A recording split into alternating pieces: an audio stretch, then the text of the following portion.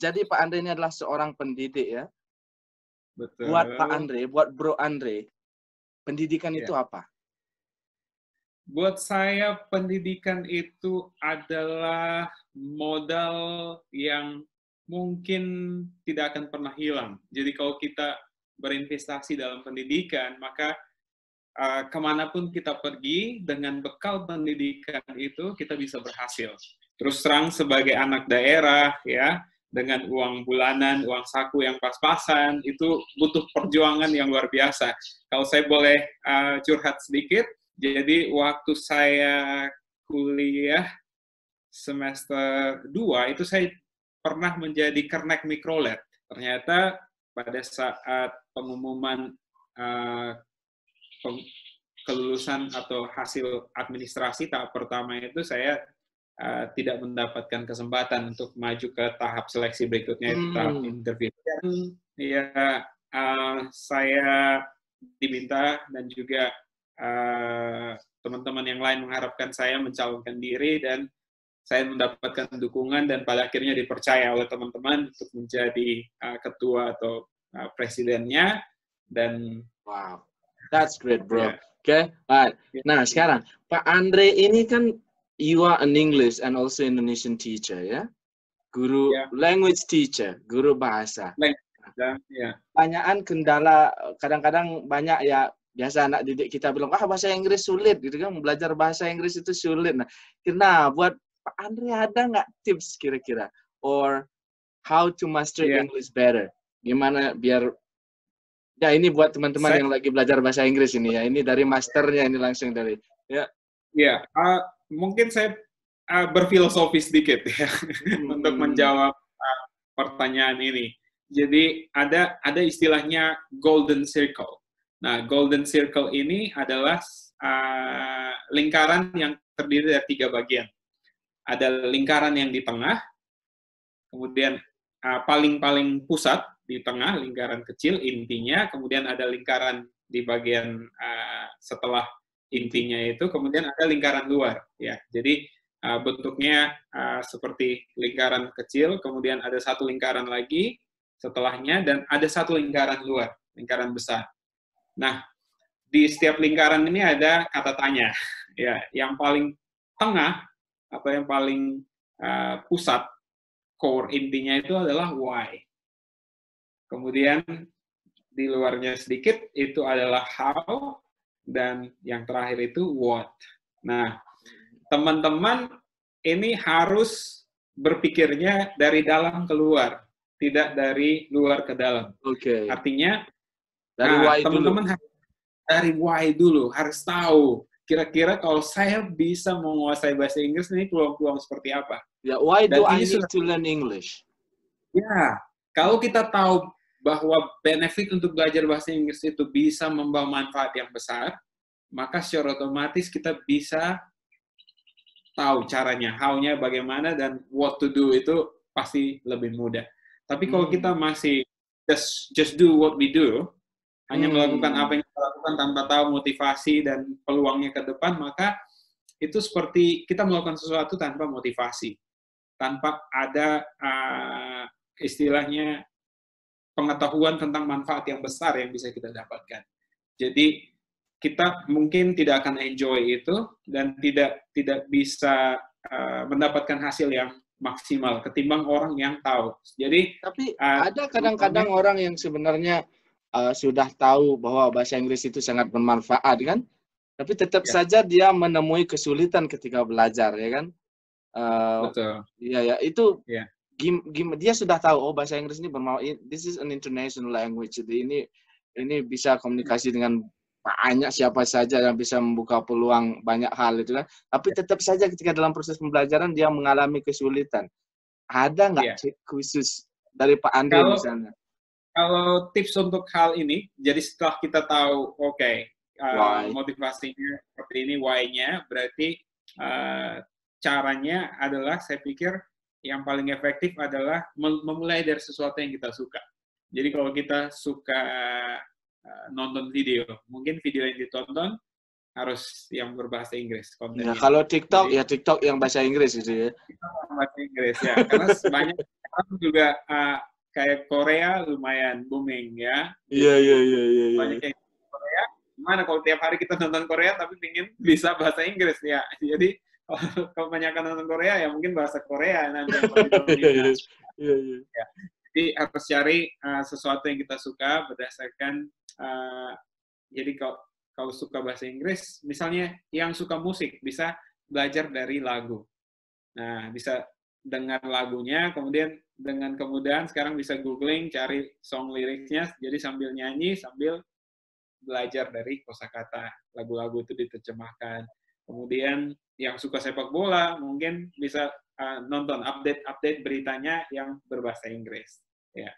Begitupun yang suka traveling, ya cari-cari informasi ya di sosial media. Start from your hobby, start from what you like, ya. Start from what you like. Itu hal yang saya pikir akan menyenangkan untuk dilakukan. Jadi kita melakukan sesuatu yang kita senangi tanpa menyadari pada saat yang sama kita belajar. Iya. Dan yang terpenting itu yang seperti yang dilakukan Pak Andre waktu SMA itu ya. Jadi ketemu dengan bule langsung. Ya kan? Iya, betul. Cari apalagi di speakers. Ya. Tapi ada yang saya temui selama ini sebagai pendidik juga pengajar bahasa, mereka itu kebanyakan malu. Ya, memang ya takut dijudge. Oh, bahasa saya. Ya. Ini persepsi ini yang perlu dihilangkan karena kalau mau dibandingkan itu kita tingkatnya lebih baik saya pikir daripada bule-bule yang mau belajar bahasa Indonesia.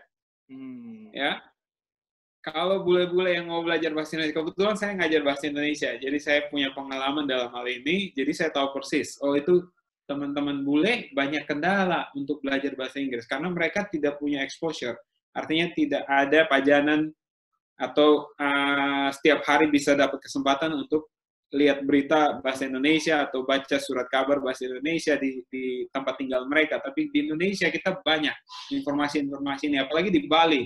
Beberapa tempat informasi kita lihat itu banyak yang dalam bahasa Inggris. Ya, jadi ini peluang yang besar buat kita. Nah, sifat malu itu dalam belajar untuk praktis itu harus kita buang jauh-jauh.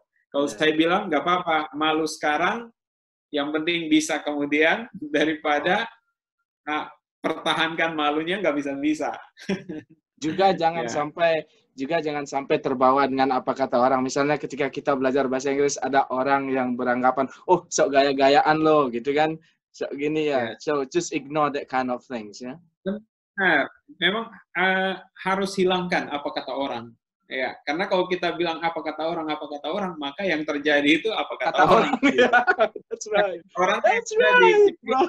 Ya, kita harus mengenyampingkan itu. Ya, jadi bukan berarti kita ignore, kita tidak peduli dengan orang lain, tapi hey, ini untuk benefit saya, ini untuk manfaat yang besar. Jadi kita tahu apa goal kita, apa tujuan kita, stick with it. Yeah. Oh, cool. Alright, okay. Nah, sebagai pendidik, Pak Andre melihat pendidikan Indonesia gimana?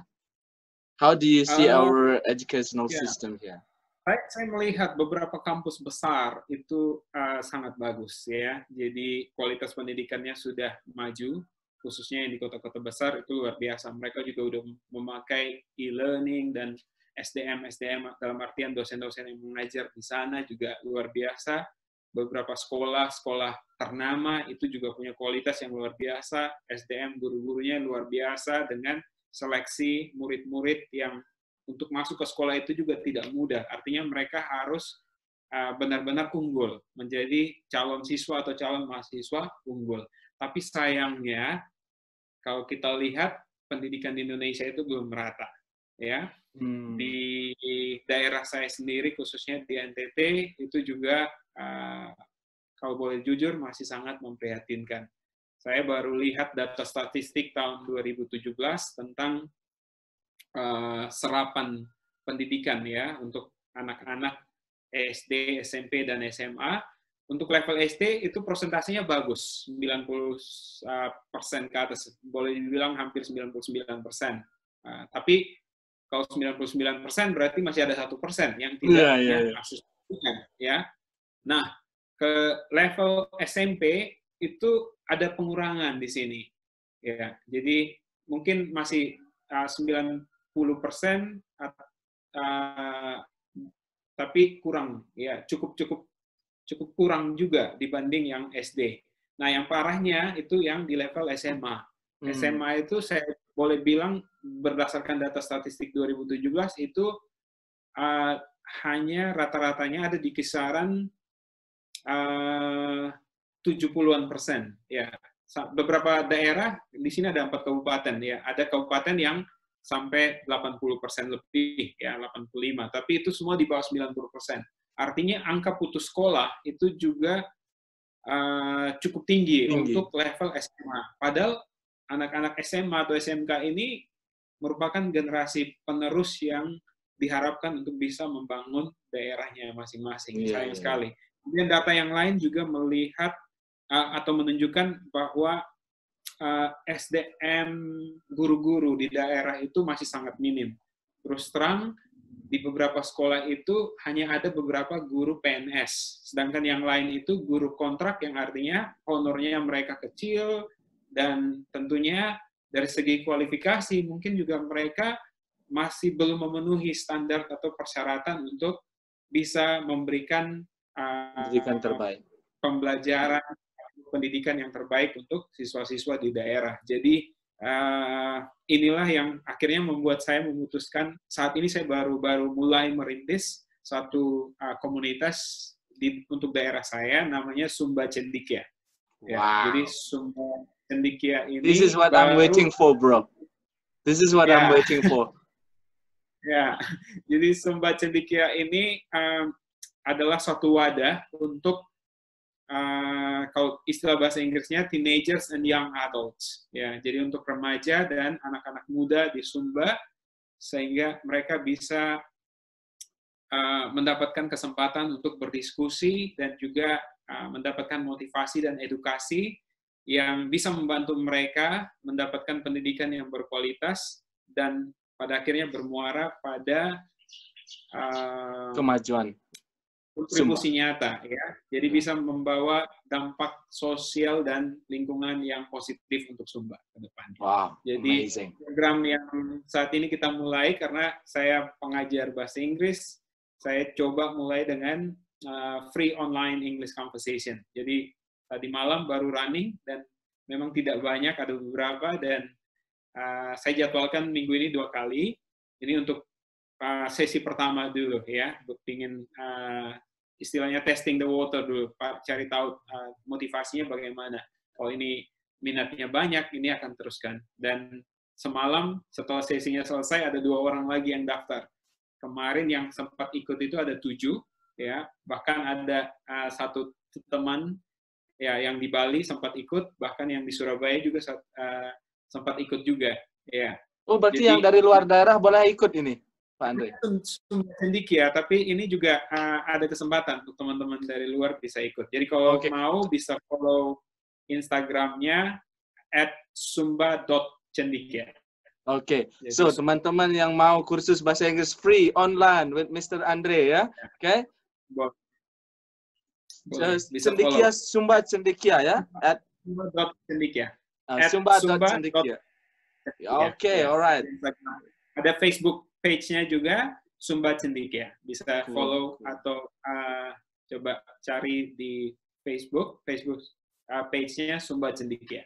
Jadi ini baru merintis, baru mulai, dan harapannya bisa seperti yang tadi saya katakan, bisa memberikan ruang diskusi, memberikan motivasi dan edukasi buat anak-anak muda. Tidak hanya di Sumba, tapi juga di NTT, NTB, Bali, dan seluruh Indonesia kalau bisa ke depannya. Jadi saya harap juga nanti ada teman atau partner yang bisa berkolaborasi dengan saya, sehingga I'm ready for you, bro. Okay, good, bro. If you need me. Yeah? Sure. Thank you very much. Thank you very much. Yeah. Okay. So, this is going to be the last but not the least, yeah? Is this the end or what's next? Apa selanjutnya dari Pak Andre? Mas mau melanjutkan S3-nya atau mau fokus di Sumba Cendekia atau gimana? Sumba Cendekia ini sebenarnya salah satu dari program, ini bukan program, sekedar program saja, tapi mimpi besar saya untuk Indonesia. Jadi selain Sumba Cendekia, saya tentunya sedang berpikir untuk sesuatu yang lebih besar lagi.